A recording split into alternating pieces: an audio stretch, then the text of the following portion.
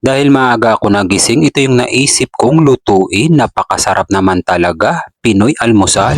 Kape tayo guys. Ito yung maririnig mo dito tuwing umaga sa amin. Tunog ng ibon sa katunog ng manok. Ganito lang yung lugar namin guys, napakasimple, tahimik lang tuwing umaga. Ito naman yung puno ng apple mango, napakarami pa rin bunga hanggang ngayon. Ito naman puno ng tibig, maraming ibon dyan sa paniki.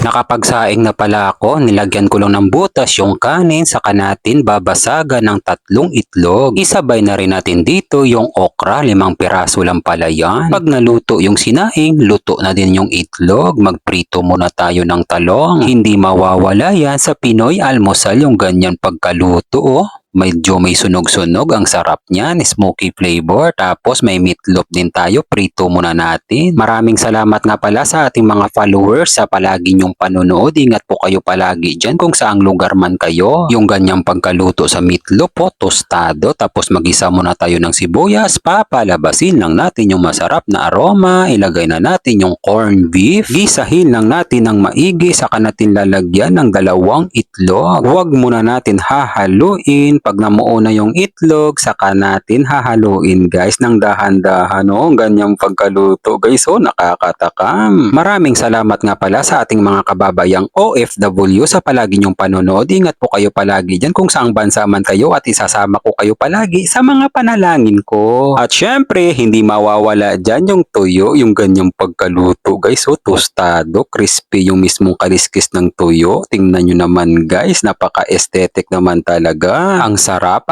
ng combination. Sakto lang yung pagkaluto ng itlog, saka yung kanin, saka lutong-luto din yung okra. Comment nyo ngayon dyan kung nagustuhan nyo yung ganitong almusal guys, yung ganitong combination. At comment mo na din dyan kung taga saan ka para mabati din kita sa future video natin. Hindi mawawala dyan yung mainit na kape. Pasalamatan muna natin God. Maraming salamat po sa biyaya na binibigay nyo sa araw-araw. I-bless nyo po yung food na magiging silbing lakas sa katawan namin. Amen. Kain tayo guys. Kain Pinas. Higop muna tayo ng kape. Napakainit naman talaga. Magigising talaga ang diwa mo. Tapos kunin natin yung itlog na nakapatong sa kanin. Lagyan natin ng corned beef. First bite guys.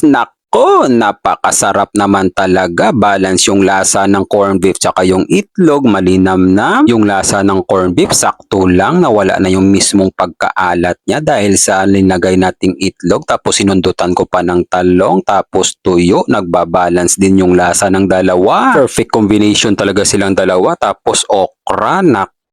Napakalinam na naman, namis din yung okra. Kanin na may itlog, tapos lagyan mo ngayon ng meatloaf, yung pusa kong alaga. Oh, hindi din na makapaghantay. Guys, kinagat ko na. Napakasarap naman talaga yung combination ng meatloaf tsaka itlog na may kanin. Kakaibang experience na sarap guys. Tapos sundutan mo ngayon ng mainit na kape. Mapapailing ka talaga sa sarap guys. Tapos talong naman, lagyan natin ng corned beef. Ito na yung pangmalakasan guys. Perfect bite, pang commercial. Pag sinubo mo, kayo naman ang sumigaw ng masarap guys. Magluto na rin kayo nito.